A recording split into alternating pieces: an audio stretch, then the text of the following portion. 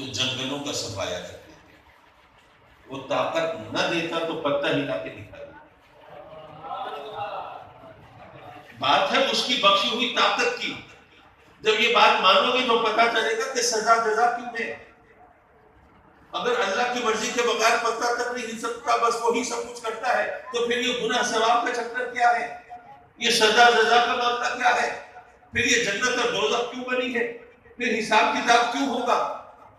نہیں، جب وہ طاقت دیتا ہے تو حساب دیتا ہے. اب جس کو کتنی طاقت دی ہے ابھی اس کی مرضی، جس کو چاہے جتنی طاقت دیتا. لیکن میں ایک چھوٹی سی بات بتاؤں، اس سے ہمارے عقیدے اور ایمان کی حفاظت ہو. ایک صاحب میرے پیچھے پڑ گئے، ٹرین میں اتفاق سے سفر کر رہا تھا. میں تو ان کو نہیں جانتا تھا، وہ مجھے پہچانتے تھے. ان کا خیال ہوا کہ بس حامی سے ایک آدمی کی یہی پان کھینچ لینی چاہیے اور یہی ان کا حشر نشر کر دیں. میرے پیچھے پڑ گئے، کہا کہ صاحب آپ نے قرآن پڑھا ہے؟ کہیے اللہ نے توفیق دی ہے، پڑھا تو. اچھا، تو مانتے بھی ہیں؟ اب کسی مسلمان سے اگر کوئی پوچھا جائے کہ قرآن کو مانتے ہو کہ نہیں، تو یہ تو غصہ دلانے والی بات ہے. تو میں نے یہ سوچا کہ یہ کس طرح غصہ دلا کے مجھے کوئی اپنا الو سیدھا کرنا چاہتے ہیں. پھر میں نے سوچا کہ الو سیدھا ہو یا ٹیڑھا ہوتا تو الو ہی. تو چلیے ان سے پھر نبٹتے ہیں. میں نے کہا کہ میں اللہ کے فضل سے مسلمان ہوں، تو ایک مسلمان سے یہ پوچھنا کہ قرآن کو مانتا ہے یا نہیں مانتا، یہ کیسا سوال ہے؟ کہنے لگے نہیں، یہ میں نے اس لیے پوچھا کہ جب قرآن میں تو اللہ نے بار بار کہا کہ اللہ کے سوا نفع نقصان کا مالک کوئی نہیں، اور آپ جناب یہ کہتے ہیں جی وہ نفع دے دے گا، وہ پیروں کے پاس جائیں گے، فقیروں کے پاس جائیں گے، وہ جھولی بھر دیں گے، وہ یہ کر دیں گے، وہ کر دیں گے. یہ کیا مذاق ہے؟ میں نے کہا کہ مجھے ذرا یہ بتائیے کہ ہمیں شیطان سے بچنا چاہیے یا پیگے بڑھانی چاہیے؟ کہنے لگے یہ کوئی سوال ہے؟ وہ شیطان ہے، اس سے بچنا چاہیے. میں نے کہا وہ ہمارا دوست ہے کہ دشمن ہے؟ کہنے لگے آپ نے قرآن پڑھا ہے، آپ کو نہیں پتا ان الشیطان للانسان عدو مبین، وہ انسان کا کھلا دشمن ہے. اچھا، تو اب مجھے یہ بتائیے کہ شیطان ہمیں نقصان پہنچا سکتا ہے کہ نہیں؟ اب تو اگر کہیں کہ پہنچا سکتا ہے تو اپنی کہی ہوئی بات کی خود تردید کر دیں گے، اور کہیں کہ نہیں پہنچا سکتا تو پھر آگے بحث چلتی ہے. میں نے خیر بات پڑھائی. میں نے کہا کہ اگر آپ یہ کہتے ہیں شیطان نقصان نہیں پہنچا سکتا تو اللہ نے ہمیں اسے بچنے کا حکم کیوں دیا؟ کوئی دشمن ہو اور کچھ نہ کر سکے، دشمن ہو اور بے بس ہو، دشمن ہو اور لاچار ہو، تو پھر بچنے کی ضرورت کیا ہے؟ پھر تو آدمی آستینیں چڑھائے اور پھر پڑے، اگلے پچھلے سارے بدلے چکا دے. اگر وہ نقصان نہیں پہنچا سکتا تو اللہ نے ہمیں بچنے کا حکم کیوں دیا، یہ بتا دیجیے. اور وہ نقصان پہنچا سکتا ہے تو اس کو نقصان پہنچانے کی طاقت کس نے دی؟ ظاہر ہے کہ اللہ کے دی. اللہ کے دیے بغیر تو کسی کو کچھ مل نہیں سکتا کہیں سے بھی. بھئی جب رب کائنات نے حکم دیا فرشتوں کو کہ آدم کو سجدہ کریں، فسجدوا الا ابلیس، تمام فرشتے سجدہ کرے ابلیس کے سوا. وہ اگڑا کھڑا ہے. رب کائنات نے اس سے سوال کیا ما منعک الا تسجد اذ امرتک، جب میں نے تجھے سجدہ کرنے کا حکم دے دیا تھا تو پھر تجھے سجدہ کرنے سے کس چیز نے روکا؟ اچھا ذرا ذکر چھڑ گیا ہے تو میں یہاں اپنے ذوق کے حوالے سے یہ بات ذرا کرنا چاہوں گا، کیونکہ اس سے بہت سی الجھنیں سلجھتی. رب کائنات نے ابلیس پر بھی اپنی رحمت کا اظہار فرمایا. وہ کیسے؟ رب کائنات نے اس کو سوال میں بتا دیا کہ اے ابلیس یہ مت جواب دینا کہ نہیں میری عظمت ہے، میں بہتر ہوں، میں افضل ہوں، میں افضل ہو کر اعلیٰ ہو کر ادنا کو کمتر کو میں سجدہ کیوں کروں؟ میں نے زمین آسمان کے چپے چپے پہ سجدے کیے ہیں، اور آدم کی تو ابھی تخلیق ہوئی ہے، اس نے تو ابھی ایک بھی سجدہ نہیں کیا، تو میں اس کو سجدہ کیوں کروں؟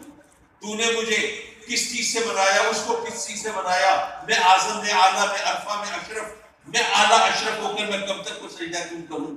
یہ مت کہنا، کیونکہ سجدہ عظمت کی وجہ سے نہیں ہوتا. یہ بات ذرا تھوڑی سی توجہ، سجدہ عظمت کی وجہ سے نہیں ہوتا. آپ بتائیے پہلے ہم مسجد اقصی کی طرف منہ کر کے سجدہ کرتے تھے، آج کریں تو کیا جائز ہے؟ نہیں۔ کیا مسجد اقصی کی عظمت میں کمی واقع ہوگی؟ عظمت اسی طرح ہے، لیکن آج سجدہ کریں تو جائز نہیں۔ کیوں؟ اس لیے کہ اللہ کا حکم بدل گیا ہے۔ اسی طرح آپ سوچئے کہ قرآن مجید میں حضرت یعقوب علیہ السلام، حضرت یوسف علیہ السلام کا ذکر، حضرت یعقوب والد ہیں، حضرت یوسف ان کے بیٹے ہیں، حضرت یعقوب کا لقب اسرائیل ہے، ان کے حوالے سے سب بنی اسرائیل آگے چلتے ہیں، مرتبہ حضرت یعقوب کا زیادہ ہے۔ اگر سجدہ عظمت کی وجہ سے ہوتا تو حضرت یوسف سجدہ کرتے حضرت یعقوب کو، لیکن قرآن بتا رہا ہے کہ حضرت یعقوب نے سجدہ کیا اپنے بیٹے حضرت یوسف کو۔ اگر سجدہ عظمت کی وجہ سے ہوتا تو معاملہ دوسرا ہونا چاہیے تھا۔ چلیے ایک آخری بات اور سن لیجیے، اللہ کی عظمت میں کبھی کمی ہو سکتی ہے؟ کبھی بھی نہیں ہو سکتی۔ جب اللہ کی عظمت میں کبھی کمی نہیں ہو سکتی تو اللہ کو تو ہر وقت سجدہ جائز ہونا چاہیے، لیکن جب سورج نکل رہا ہو یا غروب ہو رہا ہو یا زوال کا وقت ہو تو کیا اس وقت سجدہ کرنا جائز ہے؟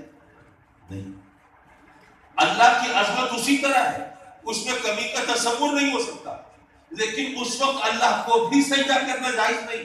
پتہ چلا کہ سجدہ عظمت کی وجہ سے نہیں ہوتا، وہ تو اللہ کے حکم کی وجہ سے ہوتا ہے۔ تو اللہ نے یہی تو فرمایا نا ابلیس کو، ما منعک الا تسجد اذ امرتک، جب میں نے تجھے حکم دے دیا تھا تو پھر تجھے سجدہ کرنے سے کس چیز نے روکا؟ سجدہ میرے حکم کی وجہ سے ہوتا ہے، میرا حکم آ گیا تھا پھر کیوں نہیں کیا سجدہ؟ اچھا یہاں پر ایک نازک بات ہے، سمجھتے چلیے۔ شیطان سجدہ کرنے سے انکار کر چکا، حکم دوری کر چکا، نافرمانی کر چکا، لیکن ابھی اس کو سزا نہیں ملی، جنت سے نکالا نہیں گیا، جینا وطن نہیں ہوا، راندہ درگاہ نہیں ہوا، مردود نہیں ہوا، ملعون نہیں ہوا، بلکہ اللہ نے اسے صفائی کا موقع دیا، اسے سوال کیا۔ سوال کا جواب دینے سے پہلے مردود نہیں ہوا تھا، جواب دینے کے بعد مردود ہوا۔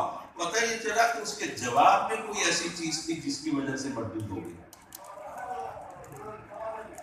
کیا جواب دیا اس نے کہا انا خیر منہ، میں تو آدم سے بہتر ہوں، افضل ہوں۔ خلقتنی من نار و خلقتہ من طین، تو نے مجھے آگ سے بنایا، آدم کو خاک سے بنایا۔ جو اعلیٰ چیز سے بنے گا وہ اعلیٰ ہوگا، جو ادنا چیز سے بنے گا وہ ادنا ہوگا، میں اعلیٰ ہو کر ادنا کو سجدہ کیوں کروں؟ ویسے اگر آپ غور فرمائیں تو یہاں پر بھی ذرا سوال و جواب کی گنجائش تھی۔ رب کائنات اگر فرماتا کہ میں اگر چاہوں تو اعلیٰ سے ادنا، ادنا سے اعلیٰ بنا دیتا ہوں۔ کہ ابھی سردیوں کے موسم میں مجھے نہیں پتا یہاں کا معاملہ کیا تھا، لیکن بڑے شہروں میں چلغوزے 10,000 روپے کلو بک رہے تھے۔ اب بتائیے چلغوزہ زمین سے اگتا ہے، مٹی سے اگتا ہے، تو مٹی سے پھل فروٹ اگتے ہیں، اجناس و اسمار اگتے ہیں، یا ڈرائی فروٹ اگتے ہیں۔ یہ ادنا مٹی تو ادنا ہے نا، اس سے اعلیٰ چیزیں اگتی ہیں یا نہیں اگتی؟ وہ چاہتا ہے تو ادنا سے اعلیٰ بنا دیتا ہے، اور چاہے تو اعلیٰ سے ادنا بنا دیتا ہے۔ تو اللہ فرما سکتا تھا کہ یہ قاعدہ میرے لیے نہیں ہے، مخلوق کے لیے ہے۔ اچھا پھر ایک بات اور بھی ہے، ایک انگوٹھی سونے کی ہے، ایک لوہے کی ہے۔ کون سی انگوٹھی قیمتی ہے؟ سونے کی۔ لیکن اگر آپ لوہے کی انگوٹھی میں کوہ نور ہیرا لگا جائے، اب لوہے کی انگوٹھی قیمتی ہو جائے گی۔ اللہ فرما سکتا تھا کہ تو نے خاک کے پتلے کو تو دیکھا ہے، اس کی پیشانی میں چمکتے نور کو نہیں دیکھا۔ اگر ہیرے کی وجہ سے لوہے کی انگوٹھی زیادہ قیمتی ہو سکتی ہے تو اس نور کی وجہ سے یہ خاک کا پتلا افضل کیوں نہیں ہو سکتا؟ سوال و جواب ہو سکتے تھے نا۔ پھر اللہ یہ بھی فرما سکتا تھا کہ تو کہتا ہے تو ناری ہے، میں خاکی کو سجدہ نہیں کروں گا، تو جو نوری ہے وہ تو ناری سے بھی افضل ہے، تو نوری جب خاکی کو سجدہ کیے بیٹھے ہیں پھر ناری کو کیا اعتراض ہے؟ یہ تمام سوال و جواب ہو سکتے تھے، لیکن اللہ نے کوئی سوال جواب نہیں کیا، بلکہ فرمایا کہ تو میرے نبی کی شان میں گستاخی کرتا ہے، کہتا ہے میں آدم سے افضل ہوں۔ جو نبی کا گستاخ ہو اس سے سوال و جواب نہیں ہوتے، اس سے اگر مگر نہیں ہوتی۔ اس کو یہی کہا جاتا ہے کہ تو مردود ہے، جنت سے نکل جا۔ یارو جو حضرت آدم کا گستاخ تھا اس کو جنت سے نکال دیا گیا، تو جو میرے آقا کریم کا گستاخ ہوگا اسے جنت میں گھسنے کون دے گا؟